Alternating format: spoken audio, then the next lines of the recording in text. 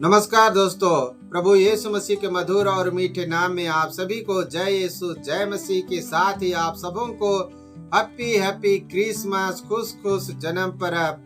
दोस्तों, बड़े आनंद और उल्लास के साथ, प्रेम भाव के साथ में हमारे प्रभु यीशु मसीह का जन्म पर्व मनाइए और साथ ही साथ मेरे इस एपिसोड को भी देखिए जिसमें मैं बाइबल प्रश्नोत्तरी भाग नंबर 24 का उत्तर लेकर आप लोगों के सम्मुख उपस्थित हो चुका हूं। तो दोस्तों, शुरू करते हैं आज का पहला सवाल।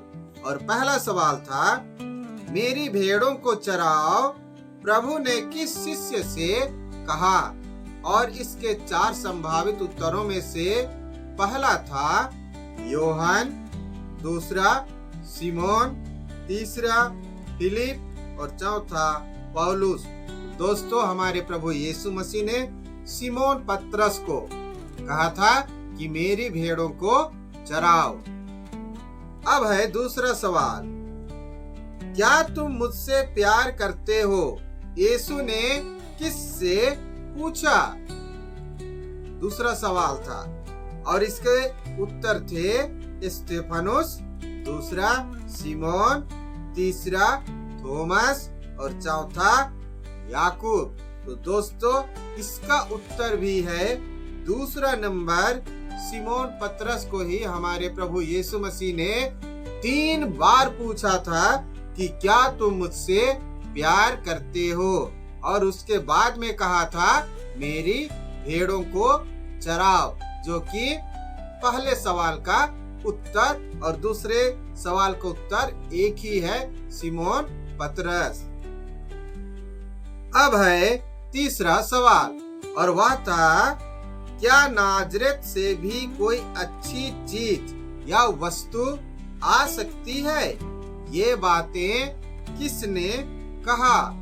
और दोस्तों, इसका उत्तर था पहला फिलिप, दूसरा योहन, तीसरा नथायल और चौथा जबेदी के पुत्र। तो दोस्तों, इसका सही उत्तर है तीसरा नंबर, नथायल ने ये बातें कही थी। अब आते हैं चौथे सवाल की ओर। चौथा सवाल था, तुम स्वर्ग को खुला हुआ और ईश्वर के दूतों को मानव पुत्र के ऊपर चढ़ते उतरते हुए देखोगे। यीशु ने किससे कहा? और इसके संभावित उत्तर थे अपने चेलों से, दूसरा नथायल से, तीसरा वहां की भीड़ से और चौथा पतरस से। तो दोस्तों, इसका उत्तर है दूसरा नंबर, नथायल से। अब है आप लोगों के सम्मुख 5वां सवाल और 5वां सवाल था, इफ्ताह ने परमेश्वर के लिए किसकी बलि चढ़ाई? और इसके संभावित उत्तर थे पहला मेमने, दूसरा बैल, तीसरा अपने बेटे का और चौथा अपनी बेटी का। तो दोस्तों, इसका सही उत्तर है चौथा नंबर, अपनी बेटी का।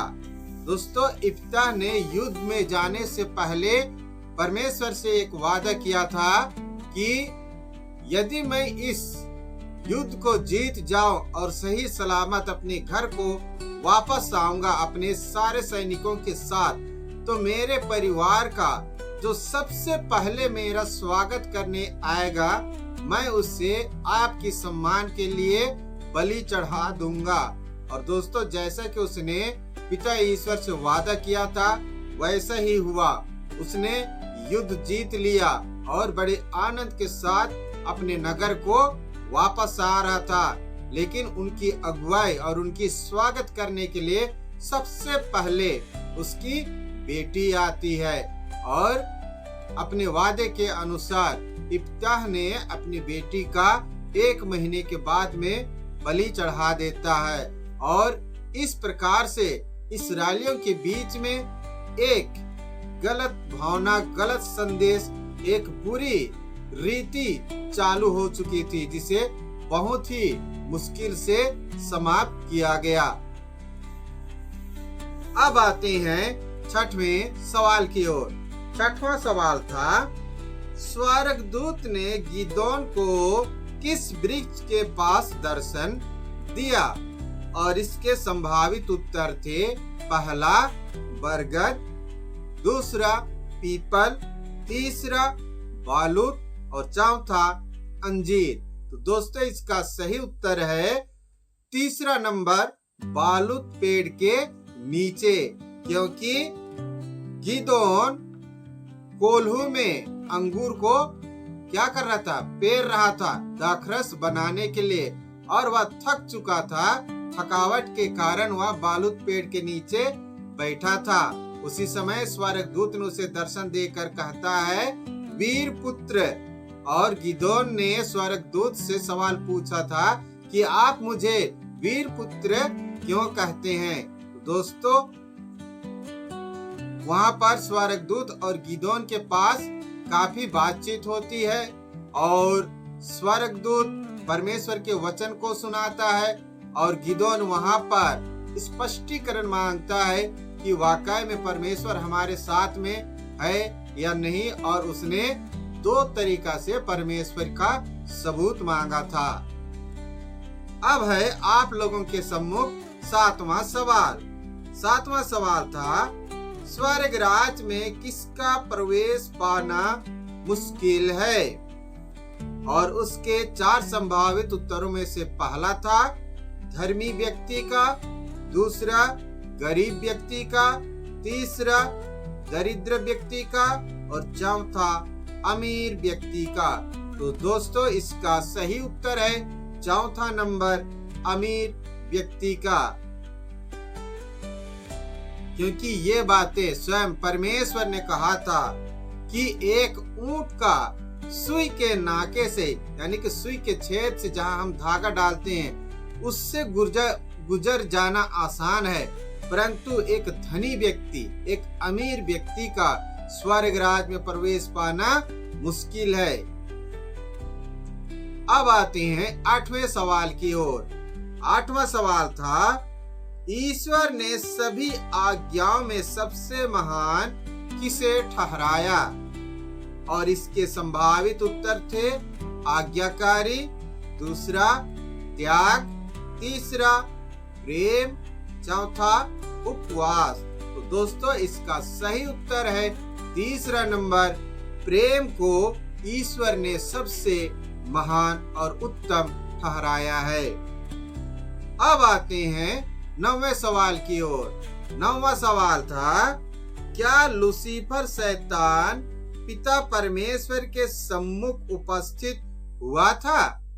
और इसके संभावित उत्तर थे, पहला नंबर हाँ, दूसरा नहीं, तीसरा कभी नहीं, और चौथा है कभी कभी।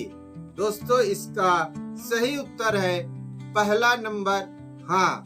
दोस्तों आप लोग के बारे में अच्छी तरह से जानते हैं कि आयुब की परीक्षा लेने के लिए परमेश्वर ने स्वयं लूसीफर शैतान को आदेश दिया था। इसका मतलब यह है कि शैतान कभी कभी परमेश्वर के सम्मुख उपस्थित हो सकता है, क्योंकि हम पवित्र बाइबल में पढ़ते हैं कि एक दिन स्वर्ग दूतों के साथ साथ लूसीफर भी परमेश्वर के पास स्वर्ग में पहुंच जाता है। तब परमेश्वर ने शैतान से पूछा कि तुम कहां से आ रहे हो? और लूसीफर ने कहा कि मैं पूरी सृष्टि का भ्रमण करके आ रहा हूँ। और परमेश्वर ने कहा, तुमने क्या क्या देखा? और शैतान ने कहा कि मैं बड़े बड़े पेड़ पौधे, बड़े बड़े पर्वत, सागर, समुद्र, जहाज, हर एक चीज देखा। लेकिन परमेश्वर ने क्या कहा, क्या तुम मेरे भक्त आयुब को देखा है? और शैतान ने कहा, हाँ मैं देखा हूँ, लेकिन आपने उसके चारों तरफ क्या किया है? अपनी सामर्थ का बाड़ा लगाकर रखा है। और इस तरह से वहां परमेश्वर के साथ कुछ वार्तालाप होने के बाद आखिरकार परमेश्वर शैतान को आदेश देता है कि तुम जाओ, पृथ्वी पर वापस जाओ और आयुब के साथ जो कुछ तुम कर सकते हो उसका नुकसान करो, लेकिन एक बात याद रखना, उसकी मृत्यु नहीं होनी चाहिए, उसकी जान नहीं जानी चाहिए। और दोस्तों, लूसीफर शैतान ने आयुब का बहुत ही पूरी तरह से परीक्षा लिया था। उसके बेटे बेटियां, दामाद, उसके घर, उसका अनाज, उसके पशुधन, हर एक चीज नष्ट हो गया। अंत में शैतान ने आयुब के ऊपर इतना फोड़ा फुंसी डाल दिया कि उसकी पत्नी भी कहने लगी कि तुम पापी हो, तुमने पाप किया है, तुम अपने ईश्वर का तिरस्कार करो, उसे बुरा भला कहो और मर जाओ और इस विपत्ति से छुटकारा पा जाओ। और इस तरह से आयुब का परीक्षा शैतान ने लिया था। और यह साबित करता है पवित्र बाइबल कि लूसीफर शैतान कभी कभी पिता परमेश्वर के पास जा सकता है। अब आते हैं 10वें सवाल की ओर।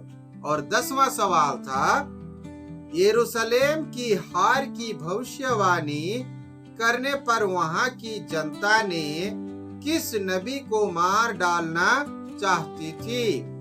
और उसके 4 संभावित उत्तरों में से पहला था नबी एलिया, दूसरा नबी यिर्मयाह, तीसरा नबी एजेकियल और चौथा नबी योएल को।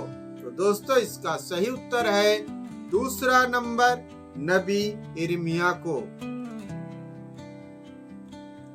अब आते हैं 11वें सवाल की ओर। 11वां सवाल था, नबी यिर्मयाह किसके कुएं में डाला गया था? और इसके संभावित उत्तर थे, पहला राजकुमार मलकिया, दूसरा राजकुमार हेरोद, तीसरा राजकुमार फिरौन और चौथा राजा सिदकिया। तो दोस्तों, इसका सही उत्तर है पहला नंबर, राजकुमार मलकिया के कुएं में नबी यिर्मयाह को डाल दिया गया था। क्यों? क्योंकि 10वां सवाल और 11वां सवाल दोनों एक ही घटना से संबंधित है। जब इस्राएल के लोग युद्ध करना जाना चाहते थे, लेकिन परमेश्वर की तरफ से दर्शन पाकर नबी यिर्मयाह ने उन्हें रोकना चाहा, लेकिन जब वे नहीं माने, तब उसने भविष्यवाणी किया था कि तुम लोग जहां जा रहे हो, परमेश्वर ने आप लोगों को रोका, लेकिन आप लोग नहीं रुक रहे हैं, इसलिए तुम जहां जिस काम से जा रहे हो वहां पर सफल नहीं होगे, तुम्हारी हार हो जाएगी। और ये बातें सुनकर वहां की जनता नबी यिर्मयाह के ऊपर क्रुद्ध हो गई, वो नाराज हो गए और उन्होंने उसे मार डालना चाहा, लेकिन कोई भी उसके ऊपर हाथ नहीं उठा रहा था। इसलिए उन्होंने नबी यिर्मयाह को पकड़कर राजकुमार मलकिया के सूखे कुएं में डाल देते हैं, जहां थोड़ा बहुत कीचड़ था, और उसी कीचड़ में नबी यिर्मयाह धंस जाता है। लेकिन बाद में 3 दिन के बाद में नबी यिर्मयाह को राजा द्वारा बाहर निकाल लिया जाता है। तो दोस्तों, ये रहे बाइबल प्रश्नोत्तरी भाग 24 के उत्तर वाला एपिसोड। आप लोगों को कैसा लगा? दोस्तों, आप लोग कमेंट भी नहीं करते हैं, जरूर कमेंट कीजिए। प्रभु आप सबों को आशीष प्रदान करे। आमीन। जय यीशु, जय मसीही।